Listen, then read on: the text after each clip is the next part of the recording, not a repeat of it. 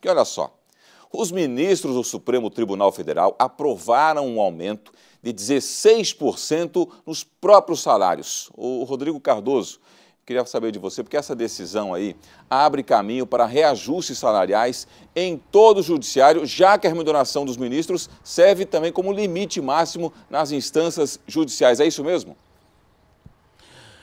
É isso mesmo, não é, Rogério? Esse reajuste tem um impacto, um chamado efeito cascata, que vai onerar os cofres públicos de uma maneira bastante significativa, não é? Esse aumento foi aprovado ontem pelo Supremo Tribunal Federal, aumento de 16,38%, teve 7 votos favoráveis e 4 votos contrários.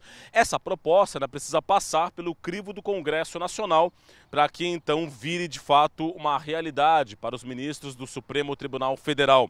Com este reajuste, se ele for de fato efetivado, o salário de um ministro da Suprema Corte Brasileira vai saltar de R$ 33.700, que é o salário de hoje, para R$ 39.300. E se for confirmado, como você bem disse, Rogério, vai ter impacto sobre salários de juízes, salários de membros do Ministério Público de todo o país e também salários de parlamentares, membros de tribunais de contas, ou seja, um grande efeito cascata que vai, claro, impactar e muito nas contas públicas. Vale ressaltar, né, que o salário de um ministro do STF é o teto do funcionalismo público federal.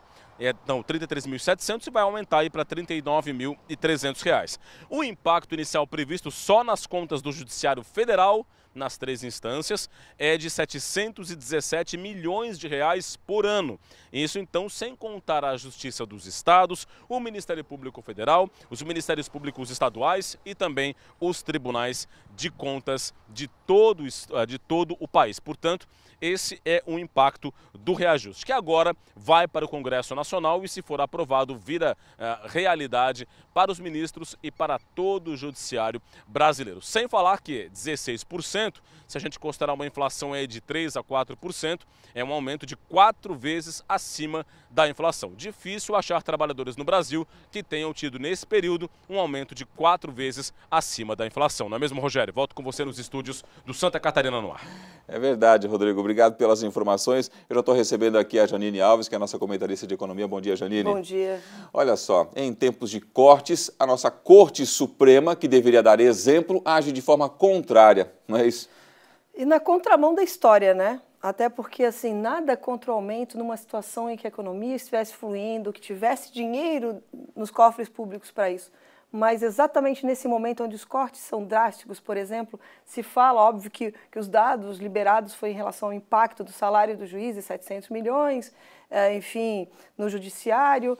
Mas o detalhe é o seguinte, como o efeito é cascata, isso vai chegar a quase 4 bilhões, atingindo os cofres do governo federal, do governo estadual e também municipal, no momento onde não tem dinheiro em caixa para garantir o básico. O argumento do STF, dos juízes que ganharam ontem, né, que foram maioria, é o seguinte, vai haver um remanejamento financeiro e que isso não teria um impacto diretamente no orçamento do governo. Mas, na realidade, só para o judiciário seria esse remanejamento, e mesmo assim, a gente fala tanto em economia, em tanto a necessidade de reestruturação do serviço público, então esse dinheiro não seria melhor aplicado na educação, por exemplo, porque o corte da educação é 3 bilhões, e o impacto desse aumento chega a quase 4, né? Já foi feito um estudo e realmente é muito danoso nesse momento para a sociedade. A gente já sabe que o cobertor é curto, né? O cobertor é curto. Não tem como. E vamos fazer uma análise simples, né?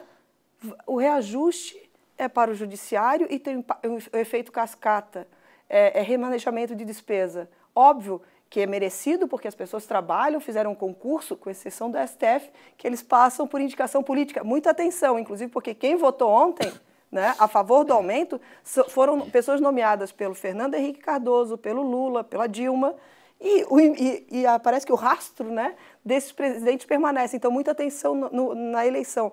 Mas, de uma maneira geral, o que se tem que chega a revoltar, inclusive, é que, por exemplo, corte nos serviços, no lado social, né? Vamos dar o reajuste. Só que eu gostaria de lembrar um contraponto extremamente importante. Para reajustar de um lado, existem 13 milhões de desempregados do outro. Se por aqui se pensa em reajuste, por aqui esses outros 13 milhões sequer têm salário. né? E o impacto disso é muito maior sobre a sociedade. E estão desassistidos porque falta um serviço básico, está faltando investimento em saúde. A gente sabe que muito das doenças que estão voltando agora, até se fala que é por conta de vacina, que as pessoas não tomam vacina, na realidade é porque está faltando dinheiro para o governo investir em conscientização, em educação, em prevenção. Então, um pouco de bom senso, a gente sabe que pode passar realmente no Congresso, o Temer realmente pode sancionar a lei, né, e virar um aumento. Só que o momento não é adequado.